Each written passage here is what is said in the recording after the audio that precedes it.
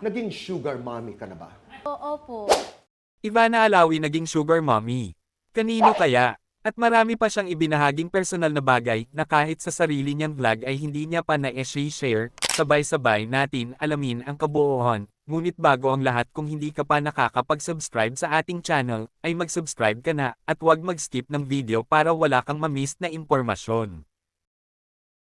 Ivana Alawi na imbitahan sa programang Fast Talk with Boy Abunda. Alam naman natin na sa programang ito madalas nagsisimula ang mga impormasyon tungkol sa mga celebrity na kung saan talagang may naebubanyag sila at may nakokumpirmang mga bagay-bagay kung may mga issue, katulad na lamang ni Ivana. Nito lamang April 9, 2025, nag-viral ang programa dahil sa mga kinumpes ni Ivana kay Tito Boy. Kinumpirma ni Ivana, minsan na raw talaga siya naging sugar mommy. Hindi niya naman raw ito maikakaela, at proud naman daw siya kasi ugali niya raw talaga ang magbigay lalo na kung meron naman siya. Ayon kay Ivana, ang binatang ginawa daw siyang sugar mommy ay isang artista, hindi niya naman ito pinangalanan. Nang tinanong siya ni Boy Abunda kung ano raw ba ang mga ibinigay niya rito, ang sabi naman ni Ivana ay mga branded, at kahit hotel siya pa raw nagbabayad, dinner, wine at yung pinakasumama raw yung loob niya ay yung hotdog sandwich, kasi paborito niya ito, ang isang buo kayang-kaya niyang ubusin, pero hinatian pa raw siya dahil kulang daw budget nito. Ayon kay Ivana, talagang sumama raw ang loob niya dahil napakakapal ng muka, kaya nung nagparinig daw na parang gusto ng mamahaling relo, ay hindi niya raw ito pinagbigyan, mas uunahin niya muna mabigyan ang kapatid niya kesa dito, kaya hindi niya ito ginawa.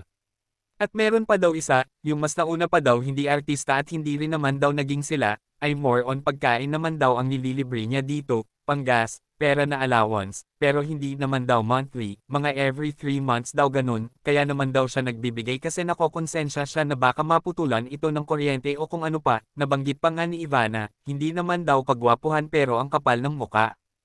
Natigil lang daw si Ivana nang natauhan siya na maganda naman raw siya, hindi naman daw siya matanda para pagparahan, kaya nung alam niyang hindi naman daw magwo-work ay pinaglaruan niya, pinaiyak niya rin daw kapalit ng mga pampepera sa kanya. Yung isa kasi hindi artista. Putulan siya ng kuryente, kala ko Ayun. may mangyayari sa kanya pag di ko nabigyan ng allowance. Matapos ang mahaba-habang pag-share ni Ivana tungkol sa personal na bagay na ito, ay nagbigay naman si Ivana ng payo sa mga taong patuloy nangangarap at nakikipagsapalaran. Lumaban ka lang, huwag kang susuko sa mga battles. At lahat ng failure mo, gawin mo siyang kalakasan mo. Learn from every mistake and become stronger. And in God's perfect time, you will get what you want. Kayo, anong masasabi nyo tungkol dito? Magkomento lamang sa comment section, at kung idol mo si Ivana at gusto mo ng marami pang video, huwag kakalimutan na mag-subscribe para lagi kang updated. Maraming salamat!